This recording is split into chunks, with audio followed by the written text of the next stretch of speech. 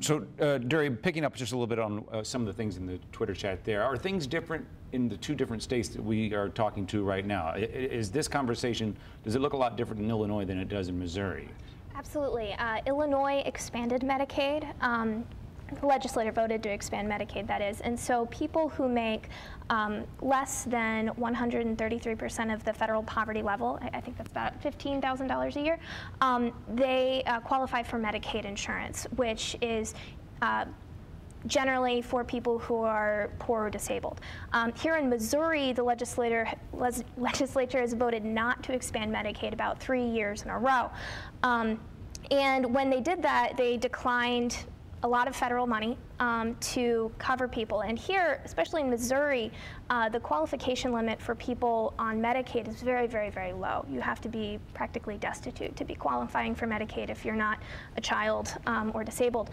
And so... Let's not forget pregnant mothers, they're included. Absolutely, but then they lose it 2 months after they give birth.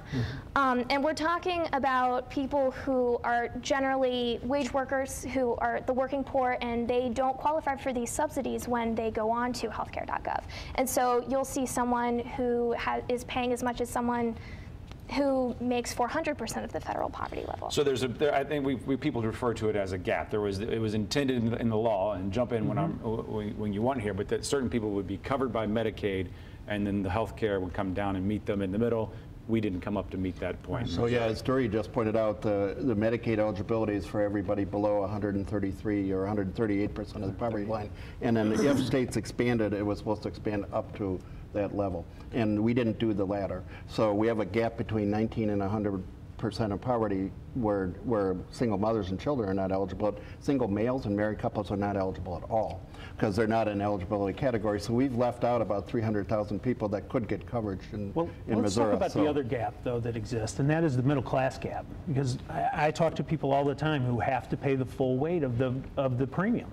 And they are going without. They are evaluating the cost of the penalty versus the cost of the premium. Which is only about $325. Well, I guess next year it will be about $695. 2% of income. 2%. Whichever is higher. Yeah. Right. So, which is always, for the middle class, is always going to be the 2%. Right.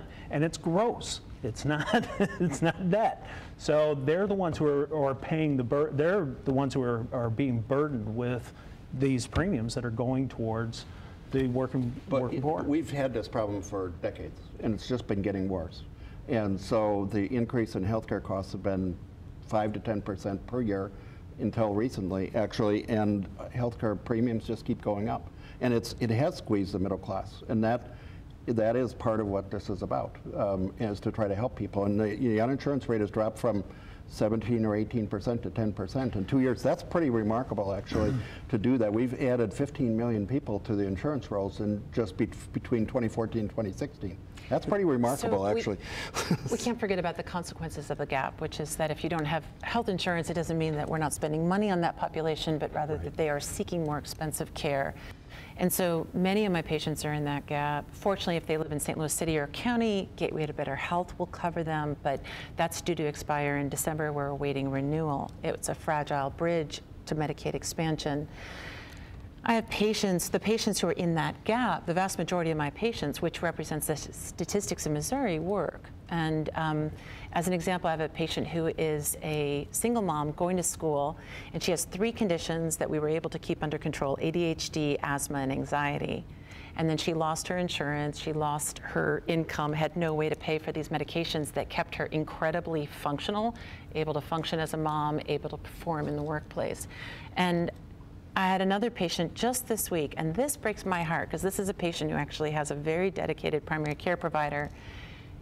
I hadn't seen her in a long time, and she reported her most recent visit to the emergency department for an issue that I could have taken care of in the office, and this broke my heart. I said, "Why didn't you call us? Why didn't you come in?" And she said, "I couldn't afford the $20 copay. You go to the ED and you just get billed."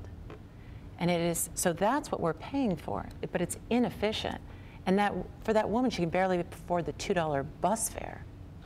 So we're, believe it or not, we're coming to the almost to the end of our time here already tonight. So is it doing anything? Is it doing anything well? Is it surprised you in a positive way in any way? Well, I think it's bringing it is bringing more people into the financial world so that they at least have some grasp of what insurance is. So I'm appreciative of that. But is it accomplishing what we want? All you've done is you've transferred one set of insureds to another. So you've taken the middle class, who are now going to bear the brunt of all this, and then you've taken the money they would spend on premium or that they're going to pay in taxes and given it to those who were the working poor that Tim describes. Well, So I see a positive change. So we have a net increase in the number of patients that are insured. I see patients that are in a net effect of them being able to access services. And the system is working better. This is year 3. The first year, I had reports from our staff that it was taking hours to enroll patients.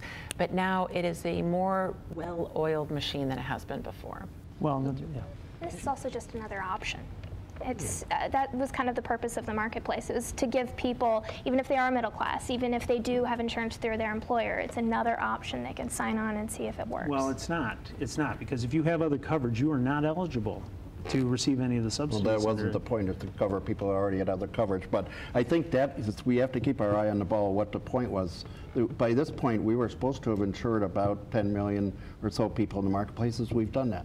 The increase in the Medicaid coverage overall is actually higher than what was expected. So we're halfway towards the goal of covering 30 million people. That's pretty significant.